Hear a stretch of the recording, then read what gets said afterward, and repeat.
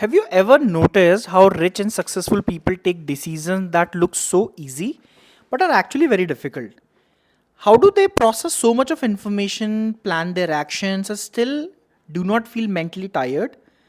How do they actually take quick and correct decisions? While we are still sometimes stuck in taking small decisions like which shirt should I wear, which phone should I buy, which course should I choose, should I actually change my current job or still work with the same organization? And they are actually building their own companies, growing businesses, creating empires. So difference क्या है? क्या ये intelligence में difference है, और is it about the experience that they do have? Actually the real difference is how they use their mind while taking decisions. हम लोग ज़्यादातर डिसीजन मेकिंग अपनी करते हैं using our emotions, fear, ego, thinking pattern, और sometimes only using logic without understanding the right emotion. But high performers use a very powerful method. The name is the wise mind model. This technique helps you balance your emotional side of the brain and rational side of the brain. So दोस्तों, आज के video में I will teach you a simple and practical technique that will help you improve your decision making process. After this video, you will see that you have speed up also your decision making process, be it in your business, your workplace, your relationship, or in your personal life. You will start asking yourself a very powerful question. Am I reacting emotionally or am I responding using my wise mind model? So let's get started with the video, दोस्तों. And I'm your friend Deepak Kumar, and you're watching Decode with DK. So let's decode the wise mind model today. So आज का video दोस्तों मैं एक story के साथ start करता हूँ. आई एम श्योर कि ज़्यादातर लोग इस स्टोरी पे कनेक्ट कर पाएंगे.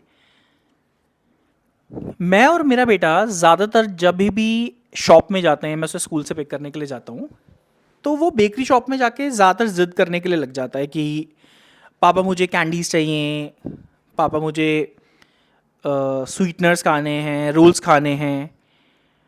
और जब भी मैं उसको मना करता हूँ तो वो हमेशा क्या करता है, वो एक ही चीज़ कहना शुरू कर देता है, आई am not getting what I want.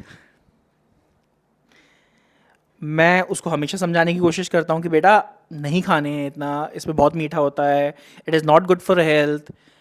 और some time I negotiate and I say अच्छा ठीक है चलो एक खा लेना, लेकिन पहले अपना होमवर्क कर लो, लंच कर लो, डिनर कर लो रात को, उसके बाद एक खा लेना. लेकिन उसका हमेशा क्या रिएक्शन होता है, he start crying. And that's the best way and a easiest way for all the kids, always using their emotions. थोड़ा सा और पीछे की तरफ चलें तो you see kids who are very young, or maybe in their infancy, 1 years 2 years, क्या करते हैं वो, they only know one thing and they always think from their emotional side of the brain, right? vocabulary नहीं होती तो हमेशा they start crying. और अगर छोटे बच्चों की को अगर हमें मान के चलें कि let's say in case if they have vocabulary, so how they would be describing their feelings? I think the easiest way they will be describing their feelings by saying, I'm not getting what I want. 4-5 साल का बच्चा जब वो vocabulary build कर लेता है तो क्या कहता है, oh, I'm not getting this, I'm not getting that. That's an easiest way. आज की डेट में जब हम लोग 20 साल, 25 साल, 30 साल के भी हो चुके हैं, तो आज की डेट में भी ऑफिस में हमें प्रमोशन नहीं मिलता, कई बारी सक्सेसफुल रिलेशनशिप नहीं होते हैं, कईयों की गर्लफ्रेंड छोड़ जाती है, प्रमोशंस नहीं होते हैं, सैलरी हाइक अच्छी नहीं होती है, जॉब नहीं मिल रही होती है, तो हम कैसे रिस्पॉन्स देते हैं? सोचा? यस, बिल्कुल सही कहा, बिल्कुल सही सोचा. I am not getting what I want. So दोस्तों, आप देखिए कि जनरली हम किसी भी स्टेज ऑफ लाइफ में हैं, क्या ये actually emotional way of thinking है या फिर इमोशनल इलनेस है कि हम हमेशा इमोशनल ही सोच रहे हैं? हर प्रॉब्लम का इमीडिएट एक सोल्यूशन क्या देखते हैं, हम इमोशनल साइड से उसका रिएक्शन देते हैं. सो वाइज माइंड मॉडल भी हमें कुछ ऐसा ही सिखाता है. There are 3 sides of brain. One is an emotional side, second is a rational side, and the bravest side is a wise mind side. Emotional side को थोड़ा और समझें कि जब हम अपनी ज़्यादातर डिसीजन जो अपने लेते हैं वो अपने एंगर में आके लेते हैं, डाउट्स में आके लेते हैं, या फिर हैप्पीनेस के चक्कर में ले लेते हैं, या फिर कई बार ऑफिस में होता है कि कई बार हमें किसी से हमारी लड़ाई हो गई, हमने जोश में आके लड़ाई में उस किसी मेल का रिस्पॉन्स डाल दिया और बाद में हम रिग्रेट कर रहे हैं कि अरे यार मैंने गुस्से में क्यों रिस्पॉन्स डाल दिया, मैंने बॉस को फ़ोन पे कुछ कह दिया गुस्से में, उन्होंने मेरी कल की छुट्टी अप्रूव नहीं करी थी, तो then we regret. So whenever we generally respond to a particular situation by just thinking from the feeling side of our brain, which is an emotional side of our brain, then this is a emotional part. So which means we are only using emotional part of our mind. ये अगर हम सिर्फ emotional part ही use करते हैं तो generally आप देखेंगे which is very unreasonable. We generally feel disconnected from life also. How do we feel disconnected from life? Because we generally feel people are not understanding us, हमारी कोई समझ नहीं रहा है, सुन नहीं रहा है, क्योंकि हम अपने खुद ही के पैटर्न में इतने बिजी रहते हैं कि हमें लगता है कि यार दुनिया तो बिल्कुल ही अलग है, दुनिया को कुछ नहीं आता, हमारी कोई सुनता समझता नहीं है, और अपने को थोड़ा बेचारा जैसा फील करने लगते हैं. अगर हम रैशनल साइड में जाएं, विच is very logical, which is very thinking pattern side of the brain, which is a very thinking mind, उस पार्ट में अगर हम डिसीजन मेकिंग करते हैं तो हम हमेशा सोचते हैं कि क्या सही है, क्या गलत है, what is right, what is wrong. We always need information and logic कोई भी डिसीजन लेते हुए. इसके ऊपर एक एग्जाम्पल लूँ.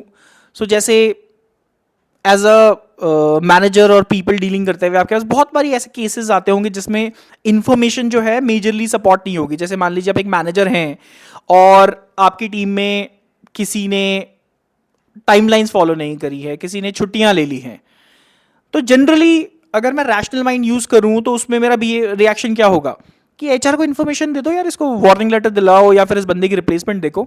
क्योंकि ये लॉजिकल साइड से देखा जाए, और इन्फॉर्मेशन क्या बताती है, इन्फॉर्मेशन कह रही है भाई टाइमलाइंस फॉलो नहीं कर रहा है प्रोजेक्ट डिलीवरी की, छुट्टियां बहुत ले रहा है, अनअप्रूव्ड छुट्टियां ले रहा है. तो रैशनल साइड से जब हम सोचते हैं तो हम सिर्फ लॉजिकल होते हैं, हम हमेशा ओपिनियन क्रिएट करते हैं, हम फैक्ट्स पे या रिसर्च पे ही बिलीव करते हैं, हमेशा लॉजिक देखते हैं, हम बाइनरी मोड पे नहीं चलते हैं. हम लोग सिर्फ क्लियर रहते हैं कि भाई you know this is what it is, we do not have the other side of it. But इन दोनों को अगर बैलेंस करना है और जीवन में अगर गुरु सक्सेसफुल होना है तो एक्चुअली में you need a middle side of that brain, which is the mind, which is the wise side of the brain, and this is called the wise mind model. दोस्तों wise mind ये है जो कि हमें balance करना सिखाता है हमारे logical part of our mind and emotional part of our mind. This is very self aware.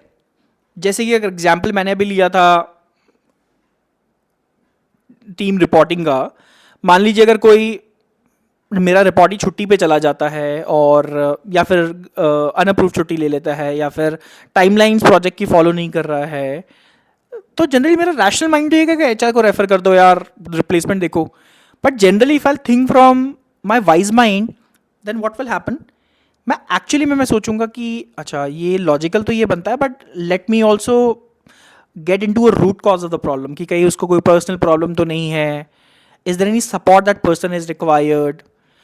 और टेकिंग माई फर्स्ट एग्जाम्पल कि मैं अगर अपने you know while I go with my son somewhere in the shop, I should actually think from my wise mind, and I think कि भैया he's just a 4 years old kid, he will never understand how you know what he should eat, he will just do जिद ना, because उसको craving होती है कि candies खाने की, तो वो हमेशा जिद करेगा.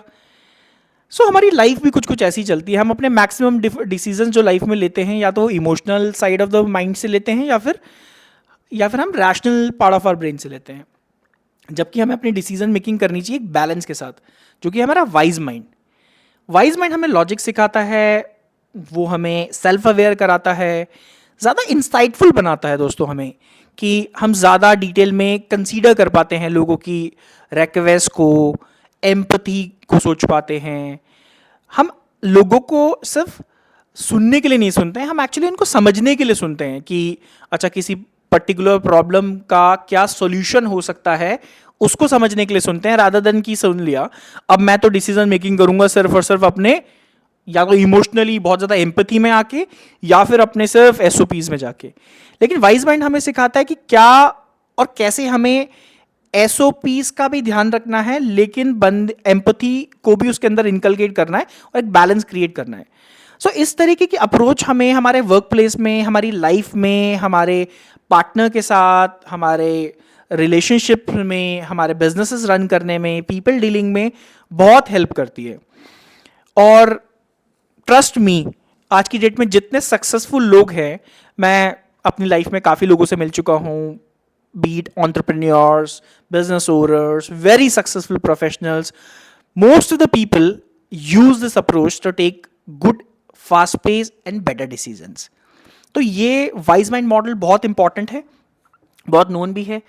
अगर मैं इसके प्रैक्टिकल टूल किट की बात करूं कि अब ये तो हो गया कि भाई अच्छा लोग यहाँ तो हम इमोशनली सोच रहे हैं या फिर हम रैशनली सोच रहे हैं, अब हम ये वाइज माइंड है तो हम अपना वाइज माइंड को यूज कैसे करें। यूज करने का दोस्तों मैंने यहाँ पे टूल किट के बारे में भी थोड़ा सा लिखा हुआ है, what are the tools that we can use. दोस्तों जब भी आपको कोई important and critical decision making करनी हो ना, आप हमेशा before deciding, after just listening, आप हमेशा you use first technique which is called stop technique. Stop skill technique generally होती है कि जहां पे आप सबसे पहले एक पॉज लेंगे और पॉज लेने के बाद आप सबसे पहले पूरी सिचुएशन को एनालाइज करेंगे कि इस सिचुएशन में ये सिचुएशन क्या है, उसको समझेंगे और फिर पैटर्न को समझ के सोचेंगे कि अगर मैं इमोशनली सोचूंगा तो क्या होगा, रैशनली सोचूंगा तो क्या होगा, बेस्ट सॉल्यूशन क्या हो सकता है। कोई भी डिसीजन लेंगे तो उसमें सबसे पहले सारे फैक्ट्स देखेंगे। तो जैसे हमने अपने रिपोर्टिंग को मैनेज करने की बात करी तो हम ये भी देखेंगे कि कोई उसकी पर्सनल प्रॉब्लम चल रही है और ऑफिस का अगर में भी क्या प्रॉब्लम चल रही है, तो दोनों का बैलेंस लेके ऐसी कोई सोल्यूशन निकालें जिसमें कि हमें उसकी पर्सनल रूट कॉज भी पता चले प्रॉब्लम का, और दूसरा ऑफिस में वो क्या प्रॉब्लम्स आ रही है, दोनों का एक बैलेंस फैक्ट्स चेक कर लें। लिख लें कि अगर मैं एम्पथी से ही सिर्फ सोचूंगा तो मेरे क्या प्रो एंड कॉन्स होंगे, और अगर मैं रैशनली सोचूंगा तो क्या प्रो एंड कॉन्स होंगे। एंड जो भी फाइनल डिसीजन देते हैं उससे पहले हम हमेशा ये सोच लें कि अगर मैंने ये डिसीजन ऐसा लिया तो इसके क्या बेनिफिट्स हो सकते हैं, how it will actually reflect in the life of an individual और इन माई एनवायरमेंट। सो दोस्तों ये कुछ टूल्स हैं, टेक्निक्स हैं जो आप यूज कर सकते हैं, and I hope understanding and using these tools and techniques and understanding your wise mind, you will take better decisions in life. Trust me, मैं आज की डेट में खुद अपने वाइज माइंड के थ्रू काफ़ी सेल्फ अवेयर होके डिसीजंस लेता हूँ और ये मुझे काफ़ी हेल्प करता है। मैं कभी हड़बड़ी में, जल्दबाजी में डिसीजन नहीं लेता हूँ, मैं हमेशा एक पॉज लेता हूँ, पहले सोचता हूँ क्या मुझे इस डिसीजन को ऐसे लेना चाहिए या नहीं लेना चाहिए, इसका इम्पैक्ट मुझ पे खुद पे क्या कैसा पड़ेगा, बाकी लोगों पे कैसा पड़ेगा, और तो ही मैं फाइनली डिसाइड करता हूँ। सो दोस्तों आज का वीडियो हम यहाँ एंड करेंगे। आपकी कुछ क्वेरीज हों तो कमेंट सेक्शन में ज़रूर लिख के बताइएगा। आप मुझे रीच आउट कर सकते हैं to understand more this model in detail. अगर चैनल वीडियो अच्छा लगा हो तो please do like my channel, subscribe my channel, do share this video with your friends. मिलेंगे बहुत जल्दी एक नेक्स्ट वीडियो के साथ। Thank you so much.